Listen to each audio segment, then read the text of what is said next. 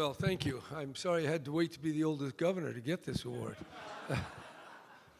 But that probably gives credit to where credit is due, and that is endurance. Endurance pays off. I ran against a lot of people. One of the things that I don't take pleasure in it, but I will take note. All the people that I ran for governor against in 1974 are dead. And now, almost all the people that ran against me 4 years later are dead. So I'm waiting. Anyway, I'm happy to say that I am happy that I solved the Irish problem through Mr. Clinton. But New York is not a happy memory, since I was doing pretty well till Clinton knocked me off in New York.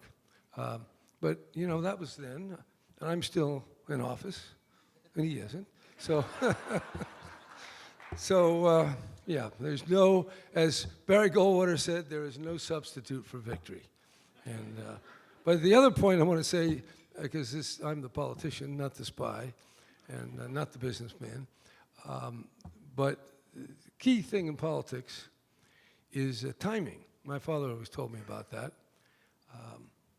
My father also used to quote Governor Curley, Mayor Curley, said, you know, they either carry you out or they throw you out. And so I'm working on that formula. And they're not going to throw me out, I don't think. Anyway, but timing is so important. When I ran this third time, and third time I took over just as the recovery was starting to take hold. And since I've been governor, the economy of California has grown every year. 2.8 million jobs, about 750 billion of new economic product in the state. And of course, I take full credit for that.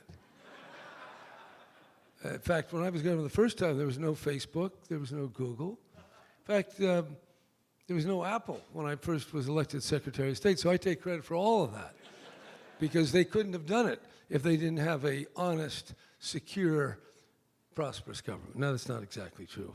But I wanted to think, when I listened to the stories about Ireland and stories that I always heard growing up, you know, the struggle. And we are in a very, well, we're in a kind of a struggle time too, with the government being so crazy right now. But I think with all our prosperity, it is always well to remember our roots and the struggle. And I think of that poem of William Butler Yeats, 1916, Easter 1916, how he ended it, all are changed, a terrible beauty is born.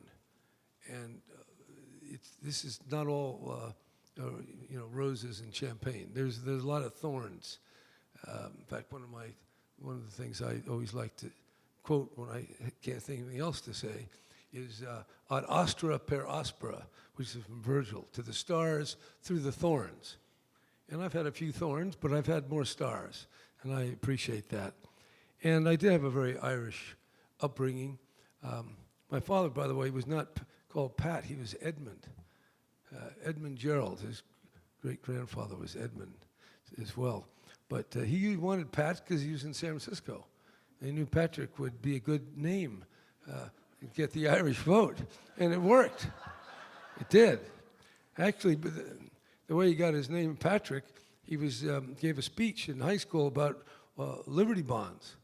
He ended up saying, "Give me Liberty bonds or give me death." Was calling Patrick Henry. Anyway, I went to St. Brendan's Grammar School, and I learned that St. Brendan was a seafarer who got to America before Columbus. I was very glad about that. And of course, the priest was Father Ryan. The nuns they were all Irish. I thought that was the Catholic Church.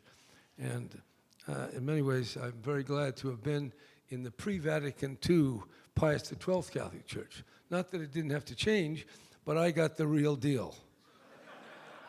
And when I was in the seminary, we had to speak Latin. We had to be silent most of the time. Very orthodox order. And I like order, because I have basically a chaotic approach to things. And without order, I'm really done for. So I appreciate my education at St. Brendan's, and now the high school was a Basque, Ignatius Loyola. But I always associated the church with Ireland, but we were very much about the Irish heritage.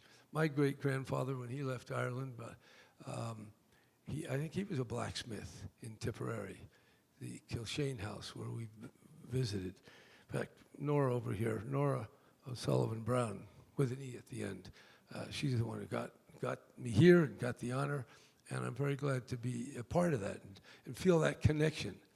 The older you get, the more you have to look back, because there's more stuff you've done.